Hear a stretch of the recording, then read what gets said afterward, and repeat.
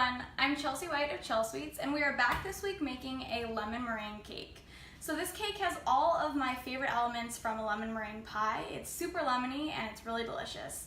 So I'm going to zoom in as I start assembling this cake, and if you have any questions you can ask as we decorate.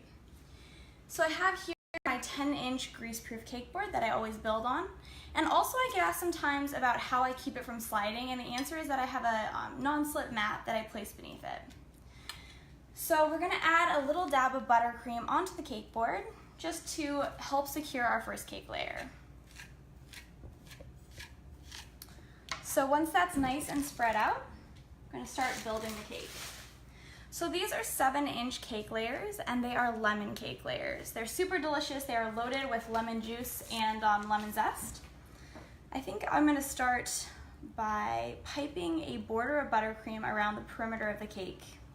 And then we're going to be filling the center with some lemon curd. And you guys, if you want the recipe for the cake that we're using today, it's up on Chelsweets.com, so you can head over there and check it out. That is Chelsweets, just like my name, which is tagged at the top of this live stream. So our lemon curd, as you can see, is super thick. It's chilled, so it's really nice, and it's pretty stiff, which is good, so it will kind of stay in place as we decorate. So we're going to repeat this with our remaining cake layers. And this cake is actually only going to be 3 layers today. I've really been mixing it up. I think a couple times ago I made a single layer cake, and this time we're making a 3-layer cake. I tend to make like cakes with 4 layers just out of habit, but it is fun to mix it up sometimes. Chelsea, what's lemon curd?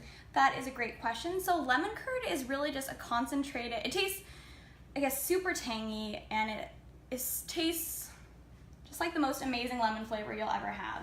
You make it with eggs, sugar, and lemon juice. And it comes together pretty quickly. It's not too hard to make. It does take a little bit of time to cook it so that it will thicken, but it's really not too challenging to make, and it's difficult to mess up. So if you've never made it before and you're a little nervous, I really recommend trying it. It's totally worth it, and you can save the leftovers. You can put them on pancakes, on cheesecake, on pretty much anything you want. Lemon curd tastes great, I feel like, on everything. And the recipe's on your website? Yep, you guys, so the recipe for this cake, for the lemon curd, the lemon buttercream, the lemon cake layers, all of it is up on Chelsweets.com. So you can head over there and check it out if you want to recreate this cake. It's really a perfect summer cake, so I highly recommend, if you like lemons, that you do.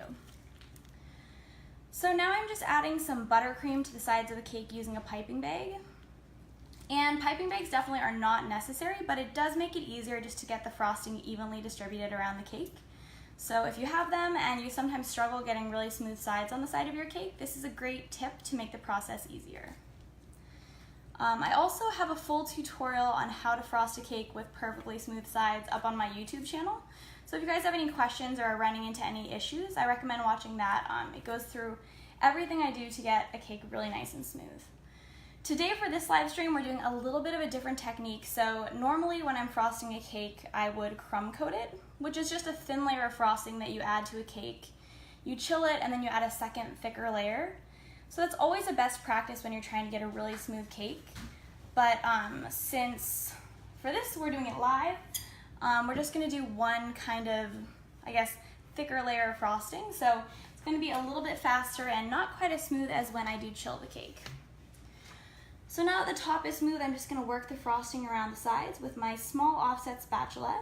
And next we will use our bench scraper to smooth it out and get it really, really nice and a really good clean finish on the sides. Chris wants to know what you think about making this cake with angel food cake as the base. Yeah, that's a great idea. I think that would taste delicious. I think this kind of cake is so great for summer, and anything that's really kind of light tastes great with it. So I think angel food cake would also be a really great cake base.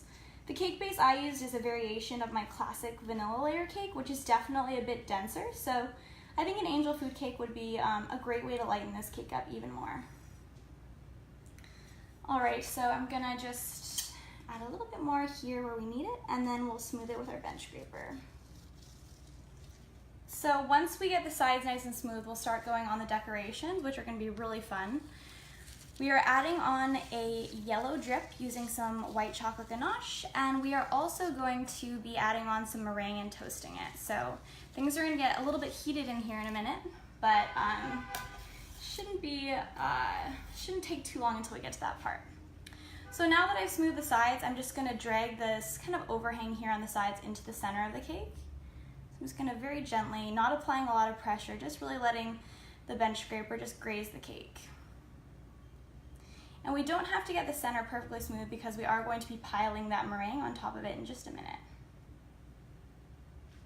All right, so that's looking pretty good. So many people are saying, when life gives you lemons, make a lemon meringue cake.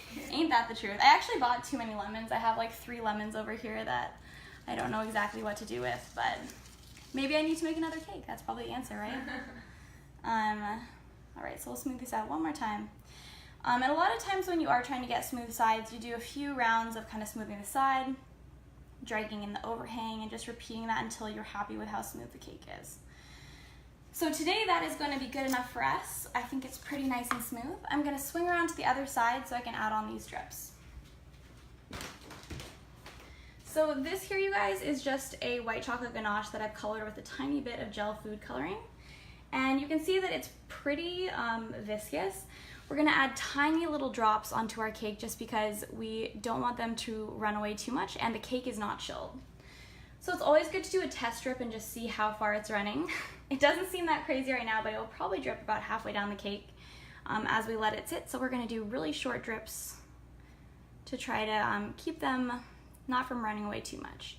You can always go back and make them longer, but you cannot go back and make them shorter. So it's really great to kind of just like do a little test and see how they're coming along. And there's no right or wrong way to do a drip. And also in terms of how long the drips are, if they run to the base, or if you decide to add them using a spoon. Some people really prefer to put it in a bowl and just spoon it over the sides. Doing it that way does give you a bit more control, but I think that using a bottle just makes the whole thing easier and less messy. So it really comes down to just what you're used to and what you prefer to do. I actually have a full tutorial also on how to make a drip cake up on my YouTube channel. So if you run into any issues with drips that are too short or drips that are running all the way to the base, or if your ganache is too thick or too thin, I cover all of that. So you can head over there and check that out. My YouTube channel is called Chelsweets as well. So I have a lot of great tutorials on there if you have any other questions that I'm not able to cover today. So our drips are coming along nicely. We're almost all the way around. A lot of people want to know where you got your dress. They like. Whenever I make a lemon cake, I always have to wear the lemon dress. It's just like a given. I believe I actually got it at H&M, and I think it was literally like $15. So I think I got it last year though, so I don't know if it's still there, but that is where this came from. Nothing too fancy, you guys. I'm glad everyone likes it though. It's always scary to not wear black in the kitchen just because I can be so messy sometimes with I'm just gonna add some ganache to the top of this, you guys, to spread around before we add on the meringue. It's always so scary to bake in anything other than black for me because I feel like anytime I get into something and I look down, I'm covered in frosting. So I'm definitely going on a limb, not only wearing something not black, but like a white dress is pretty aggressive, but you guys are worth it, and I had to match the cake, so here we are. What's the flavor of the ganache again? The ganache is just a white chocolate ganache. Like lemon coloring? Yeah, with a little bit of yellow gel food coloring. I'm gonna add a little bit more here to smooth it out. And the ganache is super easy to make. It's really just a ratio of heavy cream and white chocolate with, you know, a touch of gel food coloring. So, and it keeps forever. You can pop the bottle in the fridge and it lasts for a long time. So it's a really great thing to have on hand, especially if you like to dress cakes up a lot or you make a lot of different drip cakes. All right, you guys, so our drips are really starting to get some length there, which is great. I'm gonna add on our meringue that we made earlier. So this is just egg whites and sugar that have been cooked a little bit together and have been beaten to get this really nice and fluffy look. So we're gonna add a big pile of this on top of the cake, kind of to be reminiscent of a really great lemon meringue pie. And then we will torch it using a little kitchen torch. So I'm gonna be pretty aggressive with this. And we will then begin begin to spread it. So let me clean off my little offset spatula. And then we'll kind of work this into just like some little waves here, because when it gets torched, all these little lines are going to really show. So it's really beautiful when you give it a little bit of texture. It just like looks great once it's all browned. I'm just making some swirling motions in it all the way around, and we'll kind of finish with a little swirl on the top. All right, so now we're going to torch this. It's a little kitchen torch. You can see it browns pretty quickly. You just want to make sure that you're moving, you're not too close to the meringue, and that you're a decent distance away, just so that you don't make it, you don't torch like or burn the meringue. So I'm just moving around quickly, not staying in any area for too long, and just trying to get some nice browning here.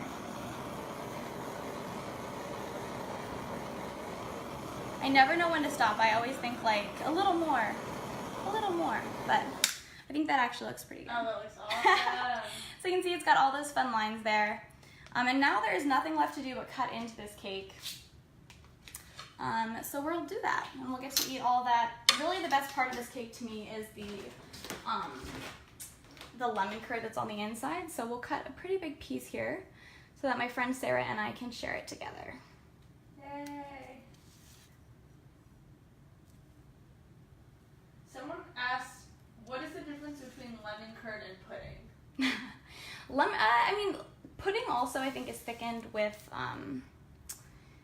eggs, but lemon curd is just kind of a different animal. I think pudding generally, sorry you guys, here is the slice. You can see like our lemon meringue, or our lemon curd is really aggressive. We put a lot in, so it's kind of oozing out. If you want more of a clean look when you cut in, you can definitely add a little bit less. Like the ooze. But I don't think I really mind that. Like I just said, it's my very favorite part, so I'm pretty aggressive when I add it. But I'll clean it up a little bit for you guys so you can really see those layers. I had a ton of leftover lemon curd, so I really put a lot in there, but that's okay. All right, you guys, so that is our lemon meringue cake. I hope that you guys enjoyed watching this as much as I enjoyed making it. I live stream every Wednesday around 7:45 p.m., so be sure to tune in next week if you want to see another cake. You can see more of my cake creations on Instagram. My handle is @Chelsweets, and I also have a YouTube channel that is also called Chelsweets. So thanks so much, you guys. I hope you have a great rest of the night, and hopefully I'll see you next week. Have a great night, you guys.